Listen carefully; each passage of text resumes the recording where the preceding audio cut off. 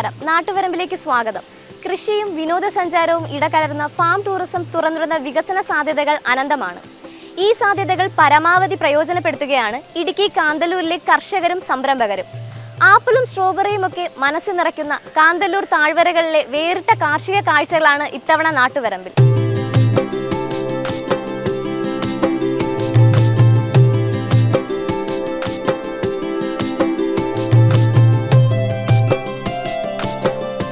നനുത്ത മഴ കുളിർ പകരുന്ന കാന്തല്ലൂർ താഴ്വരകൾ വിനോദസഞ്ചാരികൾക്കെന്നും പ്രിയങ്കരമാണ്.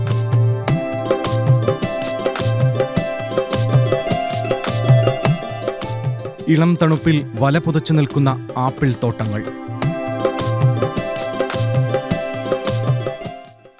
കാന്തല്ലൂർ ആപ്പിളിന്റെ മധുരം, ആ സ്വാദ് ഒന്ന് വേറെ തന്നെ. ഇടുക്കിയിലെത്തുന്ന സഞ്ചാരികളിലേറെയും കാന്തല്ലൂർ ആപ്പിളിന്റെ രുചി നുകരാതെ മടങ്ങാറില്ല. കൃഷി ജീവിതമാർഗമാക്കിയ കാന്തല്ലൂരിലെ കർഷകർക്ക് ജൂലൈ ആഗസ്റ്റ് മാസങ്ങൾ വിളവെടുപ്പിന്റെ നാളുകളാണ്. അറിയപ്പെടാതിരുന്ന ഗ്രാമമായിരുന്നു കാന്തല്ലൂര്. നമ്മൾ സീ ലെവലിൽ നിന്ന് 6500 ഹൈറ്റാണ് ഇരിക്കുന്നത്.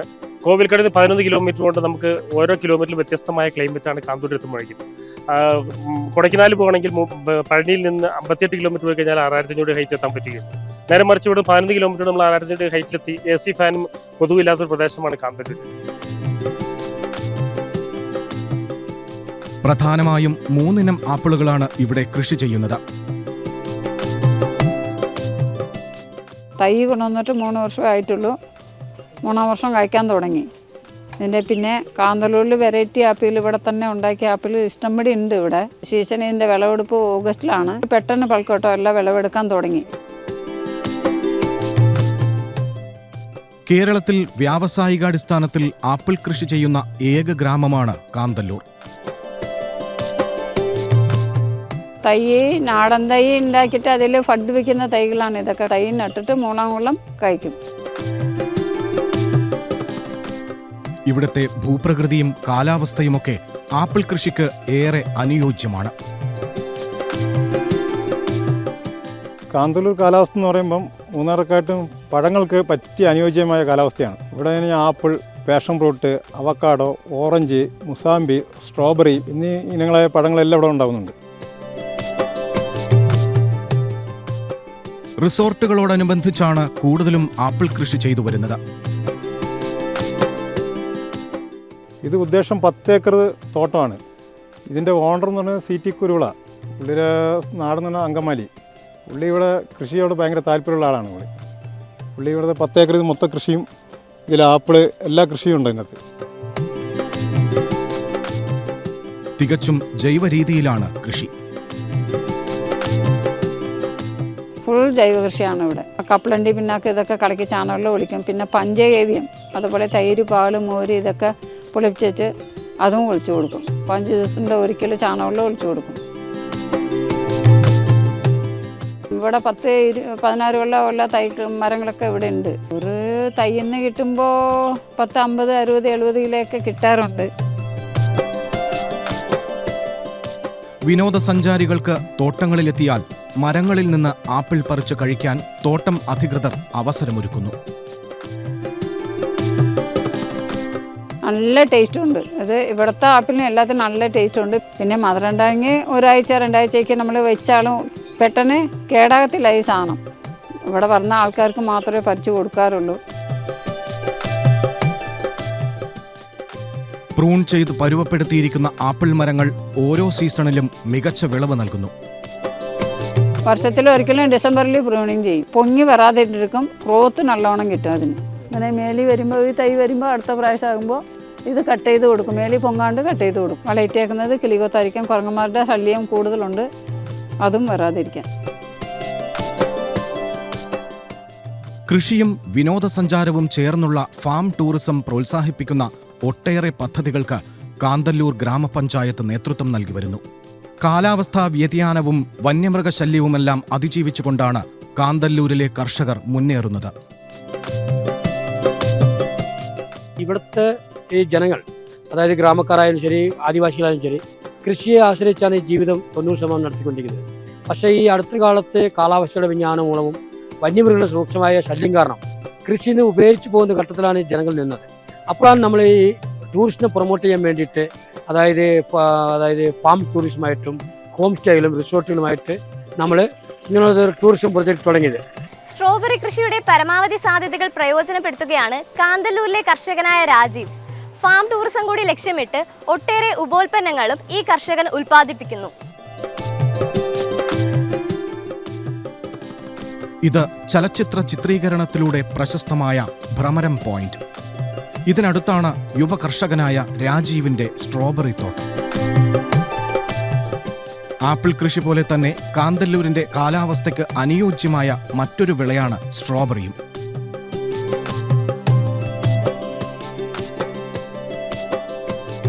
കാന്തല്ലൂരിൽ 2 ഏക്കറിലാണ് സ്ട്രോബെറി കൃഷി ചെയ്യുന്നത്. നമ്മൾ ചെയ്യാൻ കാരണം എന്ന് വെച്ചാൽ ഈ കാന്തല്ലൂർ നല്ല കാലാവസ്ഥയും കൂടിയിട്ടാണ് ഉള്ളത്. നല്ല കാലാവസ്ഥ എന്ന് പറഞ്ഞാൽ ഇത് സൗത്ത് കാശ്മീർ എന്നാണ് പറയുന്നത്. ആപ്പിൾ, പിന്നെ സ്ട്രോബെറി, പിന്നെ ഫ്ലേവേഴ്സൊക്കെ നല്ല രീതിയിലാണ് ഇവിടെ വളർന്ന് നല്ല രീതിയിൽ ഫ്ലവറാണ് എല്ലാവർക്കും കിട്ടുന്നത്.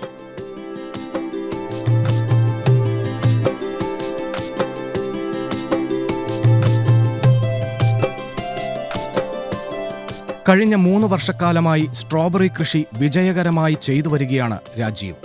തികച്ചും ജൈവ രീതിയിലാണ് കൃഷി.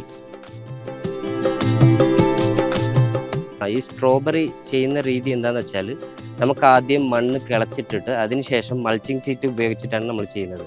റീസൺ ഈ മൾച്ചിങ് സീറ്റ് ഉപയോഗിക്കുന്നത് എന്തിനാന്ന് വെച്ചാൽ ഫ്രൂട്ട് മണ്ണിൽ പെടാതെ അത് ചീഞ്ഞു പോകാതിരിക്കാൻ വേണ്ടിയിട്ടാണ് മൾച്ചിങ് സീറ്റ് ഉപയോഗിക്കുന്നത്. അതുമാത്രമല്ല അതിനകത്ത് കള കയറാതെ ഇരിക്കാൻ വേണ്ടിയിട്ടുമാണ് മൾച്ചിങ് സീറ്റ് യൂസ് ചെയ്യുന്നത്. പിന്നെ അത് കിളച്ചിട്ടിട്ട് അത് ഒരു ഇതുപോലാക്കും, ബെഡ് പോലാക്കിയിട്ട് അതിൻ്റെ മുകളിൽ ചാണാനും പിന്നെ കടലപ്പിണ്ണാക്കൂടും. ചാണാൻ എന്തിനാ വെച്ചാൽ നല്ല വേര് പിടിക്കാനായിട്ടും പിന്നെ കടലപ്പിണ്ണാക്ക് എന്തിനു വേണ്ടിയെന്ന് വെച്ചാൽ ഈ പുഴുക്കളും ബാക്കി സാധനങ്ങളും അതിൽ കയറി ഇതാകാതിരിക്കാൻ വേണ്ടിയിട്ടാണ് നമ്മൾ അതിടുന്നത്. വേര് എല്ലാം കട്ട് ചെയ്ത് കളയാതെ ഇരിക്കാൻ വേണ്ടിയിട്ടാണ്. പിന്നെ അത് ഇട്ടിട്ട് അതിൻ്റെ മുകളിലാണ് മൾച്ചിങ് സീറ്റ് വിരിക്കുന്നത്. സ്ട്രോബെറിയുടെ തൈ ആയിട്ടാണ് നമുക്ക് കിട്ടുന്നത്. നമ്മൾ ഹിമാചലിൽ നിന്നാണ് ഈ തൈ മേടിക്കുന്നത്. നല്ല ഹൈബ്രിഡ് തൈയാണ്. ഹൈബ്രിഡ് എന്ന് പറഞ്ഞാൽ വേറെ വളങ്ങളോ ഒന്നും ഉപയോഗിക്കാതെ, കെമിക്കൽ ഉപയോഗിക്കാതെ രീതിക്കുള്ള തൈയാണ് നമ്മൾ മേടിച്ചത് ചെയ്യുന്നത്. പിന്നെ ആ മണ്ണിനകത്ത് ആ വേരാണ് നമ്മൾ നടുന്നത്. പിന്നെ 1 മാസം കഴിഞ്ഞിട്ട് അത് വേര് കിളുത്ത് വന്ന് ചെടിയായിട്ട് പിന്നെ 1.5 മാസം ആകുമ്പോഴാണ് അത് ഫ്ലവർ ആകുന്നത്. ഫ്ലവർ ആയിട്ട് 2 മാസത്തിൽ നമുക്ക് ഫ്രൂട്ട് കിട്ടും, നല്ല സ്ട്രോബെറി ഫ്രൂട്ട്.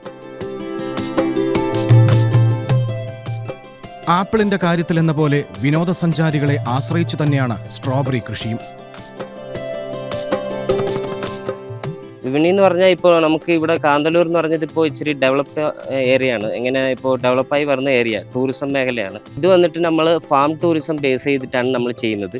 ഇപ്പോൾ ഒരു ഗസ്റ്റ് നമ്മുടെ സ്ഥലത്ത് വരുമ്പോൾ ഇതിനെക്കുറിച്ച് എക്സ്പ്ലെയിൻ ചെയ്ത് കൊടുത്തിട്ട് നമ്മുടെ ഫ്രൂട്ടിനെ കുറിച്ച്, പിന്നെ എന്തായാലും നമുക്ക് കൃഷിയിൽ ഒരു താല്പര്യമുള്ളത് കൊണ്ടാണ് നല്ല ഫ്രൂട്ടും അവർക്ക് കൊടുക്കുമ്പോൾ നല്ല അവരും ഹാപ്പിയാണ്. കുട്ടികളൊക്കെ നല്ല രീതിക്ക് കളിച്ച് ഇവിടെ വന്നിട്ട് ഫാമിൽ തന്നെ മേടിച്ച് കളിച്ച് പോകുന്നു. അതിലൊരു എല്ലാവർക്കും ഒരു ഹാപ്പിയാണ്. വർഷം തോറും സീസൺ അനുസരിച്ചാണ് സ്ട്രോബെറി കൃഷി ചെയ്യുന്നത്. ഇത് നടുന്നത് വെച്ചാൽ ഇപ്പോൾ ഡിസംബറിൽ നട്ട് കഴിഞ്ഞാൽ ആ ടൈം തൊട്ട് 6 മന്താണ് ഇതിൻ്റെ പ്രോസസ്സിങ്. 1 മാസത്തിൽ നല്ല തൈ നല്ല രീതിക്ക് വളരും. 1.5 മാസത്തിൽ ഫ്ലേവർ റെഡിയാകും. പിന്നെ 2 മാസത്തിലാണ് ഫ്രൂട്ട് നമുക്ക് കിട്ടുന്നത്. ആ 2 മാസം തൊട്ട് 4 മന്ത്സ് നമുക്ക് ഫ്രൂട്ട് കിട്ടിക്കൊണ്ടേയിരിക്കും. ഇപ്പോൾ ഉദാഹരണത്തിന് വരുവാണെങ്കിൽ ഒരു 40,000 തൈ വെച്ചിട്ടുണ്ടെങ്കിൽ ഇന്നത്തെ ദിവസം ഒരു 10,000 തൈയിൽ നിന്ന് കുറച്ച് ഫ്രൂട്ട് കിട്ടും. പിറ്റേ ദിവസം അതിൽ നിന്ന് കുറച്ച് ഫ്രൂട്ട് കിട്ടും. ഇങ്ങനെ മാറിയാണ് ഈ ഫ്രൂട്ട് 4 മാസം കിട്ടുന്നത്. സ്ട്രോബെറി കൃഷിയുടെ സാധ്യതകൾ പരമാവധി പ്രയോജനപ്പെടുത്തുകയാണ് കാന്തല്ലൂരിലെ കർഷകനായ രാജീവ്. തൈയിൽ ഒരുപാട് വ്യത്യാസങ്ങളുണ്ട്. 3 മന്ത്സിൻ്റെ ഉണ്ട്, പിന്നെ 6 മന്ത്സിൻ്റെ ഉണ്ട്, പിന്നെ 1 ഉണ്ട്. നമ്മളിപ്പോൾ ഉപയോഗിച്ച തൈ വന്നിട്ട് 6 മന്ത്സ് ആണ്. നമ്മൾ നട്ടിട്ട് 1 മാസം കഴിഞ്ഞ് ഫ്ലവർ വരും. പിന്നെ അത് കഴിഞ്ഞിട്ട് 1.5 മാസം കൊണ്ട് നമുക്ക് ഫ്രൂട്ട് 2 മാസം കൊണ്ട് ഫ്രൂട്ട് എടുക്കാൻ പറ്റും. എടുത്തിട്ട് ആ 2 മാസം തൊട്ട് ബാക്കിയുള്ള 4 മാസം ഈ ഫ്രൂട്ട് നമുക്ക് കിട്ടിക്കൊണ്ടിരിക്കും. ഒவ்வொரு തൈ മാറി ഇങ്ങനെ കിട്ടും. ഇന്ന് ഒരു 100 തൈയിൽ ഇന്ന് ഫ്രൂട്ട് പറിക്കുന്നുണ്ടെങ്കിൽ മറ്റന്നാൾ മറ്റേ തൈയിൽ നിന്ന് ഒരു 100 തൈയിൽ നിന്ന് ഫ്രൂട്ട് പറിക്കാൻ പറ്റും. അങ്ങനെയാണ് ഈ ഫ്രൂട്ട് 4 മന്താണ് നമുക്ക് ഫ്രൂട്ട് കിട്ടുന്നത്. മാർക്കറ്റിൽ കിട്ടുന്നത് വെച്ചാൽ നല്ല കളറായിട്ട് വലിപ്പമുള്ളതാണ്. നമുക്കും അതുപോലെ നമ്മുടെ ഫ്രൂട്ട് ചെയ്യാൻ പറ്റും. പക്ഷേ നമ്മൾ കെമിക്കൽ യൂസ് ചെയ്യുന്നില്ല, ഓർഗാനിക് ഫ്രൂട്ടാണ്. അതുകൊണ്ട് വേറെ പ്രശ്നങ്ങളില്ലാണ്ട് നമ്മൾ ഇങ്ങനെ തന്നെ ലൈവായിട്ട് വരുന്ന ഗസ്റ്റിന് കസ്റ്റമറിനൊക്കെ പറിച്ചു കൊടുക്കുന്നുണ്ട്. വേറെ എവിടെ എക്സ്പോർട്ട് ചെയ്യുന്നില്ല, ഇവിടെ തന്നെ കൊടുക്കുന്നുണ്ട് ഓർഗാനിക് ആയതുകൊണ്ട്.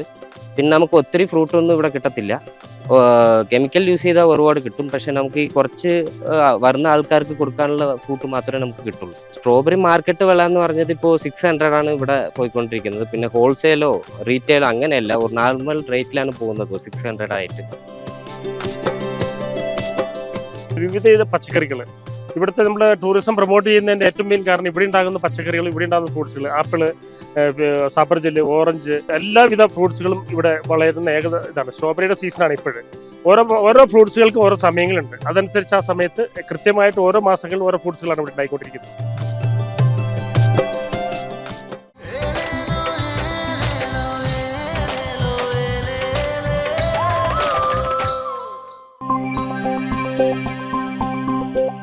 സ്ട്രോബെറിയിൽ നിന്നുള്ള ഉപ ഉൽപ്പന്നങ്ങൾ നിർമ്മിച്ചുകൊണ്ടാണ് ഈ കർഷകൻ മുന്നേറുന്നത്. സ്ട്രോബെറിയിൽ നിന്ന് 10ഓളം ഉപ ഉൽപ്പന്നങ്ങളാണ് രാജീവ് നിർമ്മിക്കുന്നത്. സ്ട്രോബെറി തോട്ടങ്ങൾക്കരികിലായി തേനീച്ചപ്പെട്ടികൾ സ്ഥാപിച്ചുകൊണ്ട് തേൻ ഉൽപാദനവും സാധ്യമാക്കിയിരിക്കുന്നു. ഇത് എന്താ വെച്ചാൽ സ്ട്രോബെറിയുടെ ഹണിയാണ്. ഇത് നമ്മൾ സ്ട്രോബെറി ഫാമിനകത്ത് തേൻ പെട്ടി വെച്ചിട്ടാണ് ഇത് ചെയ്യുന്നത്. തേൻ പെട്ടി വയ്ക്കുമ്പോൾ ആ തേനീച്ച വന്നിട്ട് ആ സ്ട്രോബെറിയുടെ ഫ്ലവറിൽ തന്നെ ഇരുന്നിട്ടാണ് ആ ഹണി എടുത്തിട്ട് ഇത് ചെയ്യുന്നത്. ആ പെട്ടിയിൽ നിന്ന് ഹണി എടുത്താണ് നമ്മൾ സെയിൽ ചെയ്യുന്നത്. അതാണ് സ്ട്രോബെറി ഹണി. തേനീച്ചകളെ അട്രാക്ട് ചെയ്യാൻ വേണ്ടിയിട്ടാണ് ഒരുപാട് ഫ്ലവർ നമ്മൾ വെച്ചിട്ടുണ്ട് തോട്ടത്തിൽ. അതാകുമ്പോൾ തേനീച്ചകളും നല്ല രീതിക്ക് എല്ലാം മൂവിങ് ആയിരിക്കും. ഒരുപാട് ഫ്ലവറും ഉണ്ടല്ലോ, അപ്പോൾ അതുകൊണ്ട് നല്ല ഹണിയും കിട്ടും. ആരോഗ്യദായക ഉൽപ്പന്നങ്ങളും സ്ട്രോബെറിയിൽ നിന്ന് വേർതിരിച്ചെടുക്കുന്നു. സ്ട്രോബെറി കൊണ്ട് തന്നെ മേക്ക് ചെയ്യുന്ന ഒരു പ്രൊഡക്റ്റാണ് ഇത്. നമ്മൾ മേക്ക് ചെയ്യുന്നില്ല. ഇത് തൃശ്ശൂരിൽ ഡോക്ടർ നൈലാസ് എന്ന് പറഞ്ഞ ഒരു ഡോക്ടറാണ് ഇത് നമുക്ക് ആയുർവേദിക് ഡോക്ടറാണ് നമുക്ക് മേക്ക് ചെയ്ത് കൊടുക്കുന്നത്. ഇത് റീസൺ അവർ മേക്ക് ചെയ്യാൻ കാരണം എന്ന് വെച്ചാൽ നമ്മുടെ ഫാമിലുള്ള ഫ്രൂട്ട് മേടിച്ചിട്ടാണ് മേക്ക് ചെയ്യുന്നത്. നമ്മുടെ ഫാമിലാണ് ഓർഗാനിക് ഫ്രൂട്ടായിട്ട് അവർ കിട്ടുന്നതുകൊണ്ട് നമുക്ക് നമ്മുടെ ഫ്രൂട്ട് മേടിച്ചിട്ട് നല്ല ഇമ്മ്യൂണിറ്റി പവറുള്ള സിറപ്പ് നമുക്ക് തയ്യാറാക്കി കൊടുക്കുന്നു. ഇതിനുള്ള ഗുണങ്ങൾ എന്താണെന്ന് വെച്ചാൽ ബ്ലഡ് സർക്കുലേഷൻ, ബ്ലഡ് ഇല്ലെങ്കിൽ കുടിക്കാം. പിന്നെ ഹീമോഗ്ലോബിൻ പ്രോബ്ലത്തിന് നല്ല റിസൾട്ട് കിട്ടുന്ന സാധനമാണ്. പിന്നെ സ്കിൻ ഗ്രോത്ത്നെസ്, സ്ട്രോബെറി എന്ന് പറഞ്ഞാൽ തന്നെ ആൻറ്റി ഓക്സിഡൻ്റാണ്. അപ്പോൾ സ്കിൻ ഗ്രോത്ത്നെസ് ഇതിനെല്ലാം നല്ല ഒരു റിസൾട്ട് കിട്ടുന്ന പ്രോഡക്റ്റാണ് സ്ട്രോബെറി ഇമ്മ്യൂണിറ്റി സിറപ്പാണ്. സ്ട്രോബെറി ഉപയോഗിച്ചുള്ള പഞ്ചാമൃതവും ജാമുമൊക്കെ രാജീവിന്റെ ഭ്രമരം എന്ന പേരിലുള്ള ഔട്ട്ലെറ്റിലൂടെ സഞ്ചാരികൾക്ക് ലഭ്യമാക്കുന്നു. സ്ട്രോബെറി കൊണ്ടുള്ള നമുക്ക് പ്രിസർവ്ഡ് ആണിത്. റോ സ്ട്രോബെറി വിത്ത് ഹണിയിലാണ് ഇത് നമുക്ക് മേക്ക് ചെയ്യാൻ പറ്റുന്നത്. റീസെൻറ്റ് മാർക്കറ്റിൽ ഒരുപാട് എസൻസ് പ്രോഡക്റ്റുകളാണ് വരുന്നത്. നല്ല കളർഫുള്ളായിട്ട് ജലാറ്റിനും പിന്നെ നമ്മൾ കാണുമ്പോൾ തന്നെ അറിയാം നല്ല കളറിലും അതുമായിട്ടാണ് നമുക്ക് പ്രോഡക്റ്റ് കിട്ടുന്നുണ്ട്. പക്ഷേ ആർക്കും അത് വിശ്വസിക്കാൻ പറ്റില്ല. അതുകൊണ്ടാണ് ഹണി വിത്ത് റോ സ്ട്രോബെറിയിലാണ് നമ്മൾ ജാമ് പോലെ പ്രിസർവ് ചെയ്തിട്ടാണ് നമ്മൾ ഈ പ്രോഡക്റ്റ് മേക്ക് ചെയ്ത് കൊടുക്കുന്നത്. ഫാം ടൂറിസത്തിന്റെ സാധ്യതകൾ സ്ട്രോബെറി കൃഷിയിലും പ്രയോജനപ്പെടുത്തുന്നു. ഈ പ്രോഡക്റ്റ് എന്ന് പറഞ്ഞത് സ്ട്രോബെറിയുടെ പഞ്ചാമൃതമാണ്. ഇത് സ്ട്രോബെറി വെച്ചിട്ടാണ് നമ്മൾ മേക്ക് ചെയ്യുന്നത്. ഇതെങ്ങനെയാണെന്ന് വെച്ചാൽ എല്ലാ സ്ഥലത്തും വേറെ വേറെ ഫ്രൂട്ട്സ് ഇട്ടിട്ടാണ് ആ പഞ്ചാമൃതം മേക്ക് ചെയ്യുന്നത്. നമ്മൾ നമ്മുടെ ഓർഗാനിക് സ്ട്രോബെറി കൊണ്ട് തന്നെ ഈ പഞ്ചാമൃതം നമ്മൾ മേക്ക് ചെയ്യുന്നതാണ്. ഈ പ്രോഡക്റ്റ് മാത്രം സ്ട്രോബെറി കൊണ്ട് ഉണ്ടാക്കാൻ പറ്റുന്നതല്ല, ഇനിയും ഒരുപാട് പ്രോഡക്റ്റ്സ് ഉണ്ട്. നമുക്ക് സ്ട്രോബെറിയുടെ ഹൽവ ഉണ്ടാക്കാൻ പറ്റും, സ്ട്രോബെറി പിക്കിൾ ഉണ്ടാക്കാൻ പറ്റും, പിന്നെ സ്ട്രോബെറിയുടെ ചോക്ലേറ്റ് ഉണ്ടാക്കാൻ പറ്റും. ഇങ്ങനെ ഒരുപാട് പ്രോഡക്റ്റ്സ് നമുക്ക് സ്ട്രോബെറിനെ കൊണ്ട് നമുക്ക് നല്ല പ്രോഡക്റ്റ്സ് മേക്ക് ചെയ്യാൻ പറ്റും.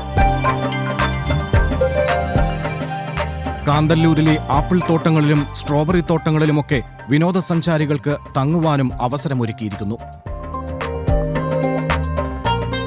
ടൂറിസവും അതോടെ കൃഷിയും ഒപ്പം കൊണ്ടുപോകാനാണ് കാന്തല്ലൂർ ഗ്രാമപഞ്ചായത്ത് ശ്രമിക്കുന്നത്. കാരണം കൃഷി ഇല്ലെങ്കിൽ ടൂറിസമില്ല, ടൂറിസം കൃഷിയില്ല, രണ്ടും ഒരുമിച്ച് കൊണ്ടാണ്. അതുകൂടാതെ തന്നെ ഇവിടുത്തെ തനതായ പ്രൊഡക്ഷൻ, അതായത് പാരമ്പര്യമായി ആദിവാസികൾ ഉൽപ്പാദിക്കக்கூடிய വിവിധ ഇനം റാഗി, മില്ലറ്റ് പോലത്തെ കാരണങ്ങൾ, അതായത് മില്ലറ്റ്സ് നമ്മൾ പ്രൊമോട്ട് ചെയ്യുന്നു. ഇവിടുത്തെ വരുന്ന വിനോദസഞ്ചാരികൾക്ക് ഇവിടുത്തെ ഹോം സ്റ്റേകൾക്കും റിസോർട്ടുകൾക്കും ഇവിടുത്തെ ഉൽപ്പന്നങ്ങൾ തന്നെ അവർക്ക് വിളമ്പുകയാണ് സാധാരണ ചെയ്യുന്നത്. ഫാം ടൂറിസം ആയതുകൊണ്ട് ഇവിടെ വലിയ വലിയ ബിൽഡിങ്ങുകൾ ഞങ്ങൾ ഉദ്ദേശിക്കുന്നേ ഇല്ല. ഹട്ടുകൾ, മഡ് ഹൗസുകൾ, അപ്പോൾ അതിനോട് ചേർന്ന സ്ഥലങ്ങളിൽ അവിടെ ഉണ്ടാകുന്ന കൃഷികൾ എന്തൊക്കെ ചെയ്യാൻ പറ്റും വെച്ചാൽ ആ ഫാമിനോട് ചേർന്ന ആ കൃഷികൾ അവിടെ തന്നെയാണ് എല്ലാവരും ചെയ്തുകൊണ്ടിരിക്കുന്നത്. ക്യാബേജ്, കോളിഫ്ലവർ, ബ്രൂക്കോളി, ബീറ്റ്റൂട്ട് എല്ലാ സാധനങ്ങളും അവിടെ തന്നെ ചെയ്ത് അവർക്ക് ഉണ്ടാക്കാവുന്ന രീതികളാണ് നമ്മൾ സംവിധാനം ചെയ്തുകൊണ്ടിരിക്കുന്നത്. പ്രകൃതി കനിഞ്ഞരുളിയ സൗന്ദര്യത്തെ എങ്ങനെ വിനോദസഞ്ചാര മേഖലയിൽ ഗുണകരമായി പ്രയോജനപ്പെടുത്താമെന്ന് കാന്തല്ലൂരിലെ കാഴ്ചകൾ തെളിയിക്കുന്നു. ഇന്ന് കാശ്മീരിൽ വിളയപ്പെടുന്ന ആപ്പിൾ പിന്നെ വിളയപ്പെടുന്നത് കാന്തല്ലൂരിലാണ്. അതേപോലെ ആ കാശ്മീരിൽ വിളയപ്പെടുന്ന കുങ്കുമപ്പൂ ഇന്ന് കാന്തല്ലൂരിൽ ഉൽപ്പാദിച്ച് അതിൻ്റെ റിസൾട്ടും അറിഞ്ഞു കഴിഞ്ഞു. അതിൻ്റെ ഗുണനിലവാരം കാശ്മീരിക്കാളും നല്ലതാണെന്നാണ് വിദഗ്ധർ വന്ന് ഇവിടെ അറിയിച്ചിട്ട് പോയിട്ടുള്ളത്. അപ്പോൾ നമ്മൾ ഇനി കാന്തല്ലൂരിനെ വിനോദസഞ്ചാരികൾ കൊണ്ടും കൃഷിയെ പ്രൊമോട്ട് ചെയ്തുകൊണ്ടും ഒരുമിച്ച് കൊണ്ടുപോകാനാണ് കാന്തല്ലൂർ ഗ്രാമപഞ്ചായത്ത് ഒന്നിടങ്ങ് തീരുമാനിച്ചിരിക്കുന്നത്. കരിമ്പും ചന്ദനവും സമൃദ്ധി നിറയ്ക്കുന്ന കാന്തല്ലൂരിൽ ശൈത്യകാല വിളകൾക്കൊപ്പം ആപ്പിളും സ്ട്രോബെറിയുമൊക്കെ 100 മേനി വിളവ് നൽകുന്നു. വെളുത്തുള്ളി ഉൾപ്പെടെ ഭൗമസൂചിക പദവി ലഭിച്ച നിരവധി തനത് ഉൽപ്പന്നങ്ങൾക്ക് പുറമെ ക്യാരറ്റ്, കോളിഫ്ലവർ, അവക്കാഡോ തുടങ്ങിയവയും കാന്തല്ലൂരിൽ ധാരാളമായി ഉൽപ്പാദിപ്പിക്കുന്നു. ഈ കാണുന്നതാണ് അവക്കാഡോ. ഇത് ഒരു കൊല്ലത്തിൽ ഒരിക്കലേ കായ്ക്കൂ. ഇതിൻ്റെ വിളവെടുപ്പ് ആഗസ്റ്റ് മാസമാണ് വിളവെടുപ്പ്. ഒരു മരത്തിൽ മാക്സിമം ചെറിയ മരമാണ്ട് ഇതിലൊരു 30 കിലോ 40 കിലോ കായ്ക്കും. അതേപക്ഷെ വലിയ മരങ്ങളിലൊരു 100-150 കിലോ കായുണ്ടാവും. സീസണിൽ ഇതിൻ്റെ വിലയെന്ന് പറയുമ്പോൾ നമ്മൾ 100 രൂപയ്ക്കാണ് സെയിൽ ചെയ്യുന്നത്. നട്ട് 3 കൊല്ലത്തിൽ കായ്ക്കും ഇവിടുത്തെ ക്ലൈമറ്റിന്. തൈ ഇവിടെ നിന്ന് നമ്മൾ ഈ കൊടൈക്കനാലിൽ തൈ കൊണ്ടുവന്നത്. ഈ കാലാവസ്ഥയ്ക്ക് നല്ല വിളവെടുപ്പുണ്ടാവും. ശൈത്യകാല പച്ചക്കറികളും കാന്തല്ലൂരിന്റെ കാർഷിക മുന്നേറ്റത്തിന് കരുത്തു പകരുന്നു. ഷേപ്പ് ടു ഈറ്റ് എന്ന് പറയപ്പെടുന്ന ആ പച്ചക്കറികളാണ് നമ്മൾ വിൽപ്പന ചെയ്തുകൊണ്ടിരിക്കുന്നത്. ഇപ്പോൾ നമ്മൾ ഓരോ 6 മാസം കൂടുമ്പോഴും തിരുവനന്തപുരം വെള്ളിയാണി സർവകലാശാലയിൽ വിട്ട് ടെസ്റ്റ് ചെയ്യിപ്പിച്ച് ഇവിടുത്തെ ക്യാരറ്റിനും കാബേജിനും ഇവിടുത്തെ വിഭവങ്ങൾക്ക് കൂടുതൽ വിഷങ്ങൾ ബാധിക്കില്ല എന്ന സർട്ടിഫിക്കറ്റ് കൂടിയാണ് നമ്മൾ ഈ വിഭവങ്ങൾ ജനങ്ങൾക്ക് എത്തിച്ചുകൊണ്ടിരിക്കുന്നത്. സ്വകാര്യ ഫാമിലെ കുന്നിൻ ചെരുവിലാണ് കോളിഫ്ലവർ കൃഷി. തികച്ചും ജൈവവളങ്ങൾ മാത്രം ഉപയോഗിച്ചുള്ള കൃഷി. കോളിഫ്ലവർ കാബേജ് കൃഷിയാണ്. ചെറിയ കുഴി താത്തിയിട്ട് ചാണകം ആദ്യമേ ഇട്ടിട്ട് പിന്നെ തൈ വെച്ച് കൊടുത്ത് 3-ാം മാസത്തിൽ 45 ദിവസം കഴിയുമ്പോൾ വിളവെടുക്കുന്ന സാധനമാണ് ഇത്. വളം ചാണകം തന്നെ, ചാണകമെല്ലാം പഞ്ചഗവ്യം അത് മാത്രമേ ഉള്ളൂ ഒഴിച്ചു കൊടുക്കും. കേട് വരാതിരിക്കാനായിട്ട് നോക്കണം, അതിന് മരുന്നടിക്കണം. പിന്നെ ഇലയിലൊക്കെ കീടനാശിനികൾ കയറാണ്ട് വേറെ മരുന്നടിച്ചു കൊടുക്കും. ജൈവ കൃഷി ഓർഗാനിക് മരുന്ന് തന്നെ അടിച്ചു കൊടുക്കണം. പ്രത്യേകിച്ച് നോക്കണം അതിന്. എല്ലാം ജൈവം തന്നെ, ഒരു വിഷമില്ല. ഈ തയ്യെ വിളവെടുത്ത തയ്യാണ് കോളിഫ്ലവർ. 45 ദിവസമായി ഇത്. നല്ല മൂത്തു ഇപ്പോൾ വിളവെടുക്കുകയും ചെയ്തു. കേട് കൂടുതൽ വരും, അത് വരാണ്ടിരിക്കാൻ വേണ്ടിയിട്ട് കുറേ ഓർഗാനിക് മരുന്നുകൾ അടിച്ചു കൊടുക്കും. കാലാവസ്ഥാ വ്യതിയാനം മറ്റിടങ്ങളിലെന്ന പോലെ കാന്തല്ലൂരിനെയും ബാധിച്ചു. കാന്തല്ലൂരിലെ കാലാവസ്ഥ എന്ന് പറഞ്ഞാൽ നേരത്തെ പോലെ കാലാവസ്ഥ ഇപ്പോഴല്ല. ഇത് സീസൺ മാറിയാണ് വരുന്നത്. നേരത്തെ ഉള്ള മഴ ഇപ്പോഴാണ് ഞങ്ങൾക്ക് കിട്ടിയിരിക്കുന്നത്. കുറേ മഴ പെയ്യേണ്ട സമയത്ത് പെയ്തില്ല. പക്ഷേ ശരിക്കും ജൂൺ ജൂലൈത്തിൽ പരുവമഴയായിട്ട് പെയ്യും. ഈ ഏപ്രിൽ മെയ്യിൽ വെള്ളമഴയായിട്ട് വലിയ മഴയായിട്ട് 1 മണിക്കൂർ പെയ്തിട്ട് നിൽക്കാൻ കൂടിയ സാധനമാണ്. ഇപ്പം അല്ല, ഞങ്ങൾക്ക് സീസൺ മാറി കിട്ടുന്ന മഴയാണ്. ഇപ്പോൾ കൃഷി അത്രയ്ക്ക് എല്ലാവരും കാന്തല്ലൂരിൽ തന്നെ കൃഷിയെല്ലാം മോശമായിരിക്കുക. വിത്ത് ഇടാനനുസരിച്ച് വിത്ത് ഇട്ടിട്ടില്ല. ഇടാനുള്ള സമയം ഈ സമയത്ത് മഴ വന്നിട്ട് ഞങ്ങൾക്ക് പ്രയോജനവും ഇല്ല. പണ്ടൊക്കെ നേരത്തെ ഈ ജൂൺ ജൂലൈയിൽ കിട്ടുന്ന മഴയിൽ അതത് കൃഷി അതത് സമയത്ത് ചെയ്യുമായിരുന്നു. ഇപ്പം ഏപ്രിൽ മെയിൽ ഇടാനുള്ള കൃഷി ചെയ്യാൻ പറ്റത്തില്ല. വെളുത്തുള്ളി, ചെറിയുള്ളി ഇതൊക്കെ ഇടാനുള്ള സമയമൊക്കെ കഴിഞ്ഞു പോയി. ആൾക്കാരൊക്കെ സങ്കടത്തിലായിരിക്കുന്നു. ഇവിടുത്തെ ഹോം സ്റ്റേയുടെ പ്രത്യേകത എന്താ വെച്ചാൽ ഈ ഹോം സ്റ്റേയിൽ ഇവിടുത്തെ പച്ചക്കറികൾ മാത്രം ഉപയോഗിക്കുകയാണ് കൂടുതൽ ചെയ്യുന്നത്. ഇറച്ചി മീനുകളും മാത്രമാണ് പുറത്തെടുക്കുന്നത്. പച്ചക്കറികളെല്ലാം ഇവിടെ നിന്നുണ്ടാകുന്ന കർഷകരെ സഹായിക്കാൻ വേണ്ടിയാണ് നമ്മൾ കൂടുതൽ പ്രൊമോട്ട് ചെയ്യുന്നത്. അപ്പോൾ ഇവിടെ ഉണ്ടാക്കുന്ന വിഷാംശങ്ങളില്ലാത്തതാണ്. കൂടുതൽ ചാണകവും അങ്ങനെയുള്ള രാസവളങ്ങൾ കൂടുതൽ ഉപയോഗിക്കാതെ ചെയ്യുന്ന കൃഷികളായതുകൊണ്ട് ഇവിടുത്തെ ഗസ്റ്റ് ഹൗസ് വരുന്നവർക്ക് ഇവിടുത്തെ ഭക്ഷണം കഴിക്കുമ്പോൾ തന്നെ അവർക്ക് അതിൻ്റെ ടേസ്റ്റ് വ്യത്യാസമുണ്ട്. അവരോട് ഇഷ്ടമായ സാധനം വാങ്ങിക്കൊണ്ട് പോകുന്നുണ്ട്. അതുകൊണ്ട് പണ്ട് വിലയില്ലായിരുന്ന സാധനങ്ങൾക്കെല്ലാം നിത്യവിലകളായി മാറിയിരിക്കുകയാണ്. നഷ്ടമായ കാന്തല്ലൂരിന്റെ വസന്തകാലം ഓർത്തെടുക്കുകയാണ് ഇന്ദിര. നേരത്തെ കാന്തല്ലൂരിൽ നെൽകൃഷി ഉണ്ടായിരുന്നു, അത് പോയി. പുറത്തുനിന്ന് അരി മേടിക്കുന്ന ആൾക്കാർ ആരും ഇല്ലായിരുന്നു. ഇപ്പം എല്ലാം പുറത്തുനിന്നാണ് അരി മേടിക്കുന്നത്. എന്നുവെച്ചാൽ ഉണ്ടാക്കുന്നുള്ള താല്പര്യം എല്ലാവർക്കും പോയി. ഇപ്പം കുറച്ച് പച്ചക്കറികൾ മാത്രം ഉണ്ടാക്കുന്നുണ്ട്. അതിലോട്ടുള്ള ആൾക്കാർ, ഇപ്പോഴത്തെ ആൾക്കാർ, ഞങ്ങളുടെ പോലെ ആൾക്കാരുടെ തലമുറ പോയി കഴിഞ്ഞാൽ കൃഷി കാന്തല്ലൂരിൽ ഇല്ലാണ്ടാകും. കാന്തല്ലൂരിൽ അവശേഷിക്കുന്ന കാർഷിക നന്മ തിരിച്ചുപിടിക്കാൻ പ്രയത്നിക്കുകയാണ് ഇവിടുത്തെ കർഷകർ.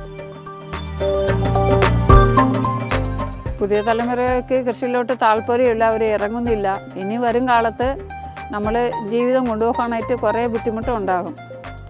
ഞങ്ങളെപ്പോലെ ആൾക്കാർ ഉണ്ടാക്കുന്നവർ നിർത്തുമെന്നാണ് തോന്നുന്നത്. ആൾക്കാർ സ്വന്തം പറമ്പിലും പോലെ ഇറങ്ങുന്നില്ല. പിള്ളേർസിട്ട് അവർ റിസോർട്ട് മേഖലയിലേക്കും പഠിത്തം കളഞ്ഞിട്ട് വേറെ വേറെ ജോലികൾക്ക് ഇറങ്ങുന്നത്.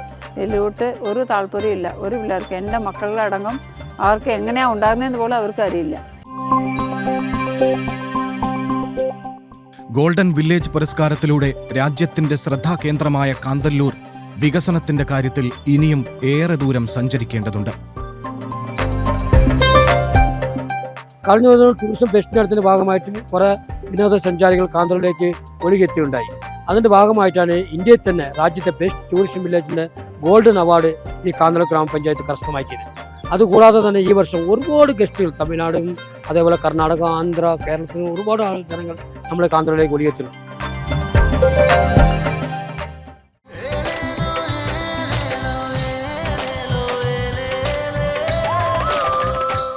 ശീതകാല പച്ചക്കറികൾക്ക് പറ്റിയ കാലാവസ്ഥയാണ് കാന്തല്ലൂരിലേത്.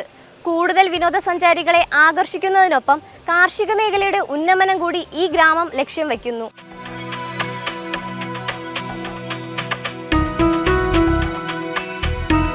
ഞങ്ങൾ എപ്പോഴും കൃഷിക്കാരാണ്. കാന്തല്ലൂരിൽ എല്ലാവരും കൃഷി കൊണ്ടാണ്. ഇപ്പോൾ നേരത്തെ ഈ ഗ്രാൻഡീസൊക്കെ വെച്ചത് കൊണ്ട് കുറേ കൃഷി പോയി. എന്നാലും കൃഷി ഞങ്ങളുടെ ഈ പച്ചക്കറികൾ സ്വന്തം ആവശ്യത്തിന് എല്ലാവരും സ്വന്തം പറമ്പിൽ സ്വന്തം കൃഷി ഇട്ടിട്ടാണ് ജീവിക്കുന്നത്. വിവിധ സെറ്റിൽമെന്റ് കുടികളാണ് ഈ കാന്തല്ലൂർ ഗ്രാമപഞ്ചായത്ത് മലയോര പഞ്ചായത്തിൽ സ്ഥിതി ചെയ്യുന്നത്. അവരായി ഉൽപ്പാദിക്കുന്ന ഉൽപ്പന്നങ്ങൾ, അതായത് തേന്, കാട്ടുനെല്ലിക്ക, കൂർക്ക, അതേപോലെ ചേമ്പൻകിഴങ്ങ്, ഒരുപാട് ചീനിക്കിഴങ്ങ്, ഇങ്ങനെ ഒരുപാട് കിഴങ്ങുകൾ നമ്മൾ മലയോര ഫോറസ്റ്റ് സ്റ്റേഷനിൽ എത്തിച്ച് അവർക്കൊരു മാർക്കറ്റ് തന്നെ അവർ രൂപപ്പെടുത്തി കൊടുത്തിട്ടുണ്ട്. എല്ലാ വ്യാഴാഴ്ചയും ഒരു മാർക്കറ്റിംഗ്. വനത്തിനുള്ളിൽ താമസിക്കുന്ന ആദിവാസി സമൂഹങ്ങളുടെ കാർഷിക സാമ്പത്തിക സുരക്ഷയെ കരുതിയാണ് ഇത്തരത്തിലൊരു മാർക്കറ്റ് ആരംഭിച്ചത്. ആദിവാസി സമൂഹം കൃഷി ചെയ്യുന്ന ഏത് ഉൽപ്പന്നങ്ങളും നമ്മളുടെ മാർക്കറ്റിൽ വ്യാഴാഴ്ച ദിവസങ്ങളിൽ എത്തിക്കുവാനും എത്തിച്ചതിന് ശേഷം അത് ആവശ്യക്കാർക്ക് ലേലം വഴി വിൽപ്പന നടത്തുവാനുമാണ് ഈ മാർക്കറ്റ് കൊണ്ട് ലക്ഷ്യമിടുന്നത്. ശരിക്കും ഇടനിലക്കാരുടെ ചൂഷണത്തിൽ നിന്ന് കർഷകരെ രക്ഷിക്കാനൊരുക്കിയ തണലാണ് ചില്ല.